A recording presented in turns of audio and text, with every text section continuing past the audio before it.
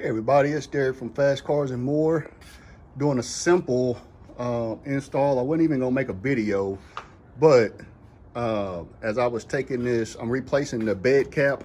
The one I had on there, it had a little buckle, like right here. Wasn't nothing major, but it was driving me crazy, and for my OCD, so I had to go ahead and replace it. As I was taking it off, I was trying to be like extra careful and not want to break the tabs. But I realized on here, there's two sets of tabs. You got some that run along here, and you got some that run along here. If you have a bed cover, mine have a spray-in bed cover. The ones on the back, you can't even get to because of the, right here is about, you can only get to about halfway through here. So, you just gotta rip it off. And those tabs all fell off at the bottom of the truck. Other ones are in the bed of the truck, so you don't have to worry about them, you know, falling off somewhere inside the truck that you can't get to.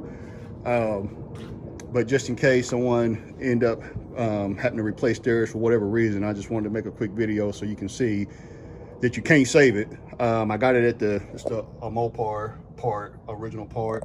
It was only 36 bucks I think I paid for, so it's not expensive.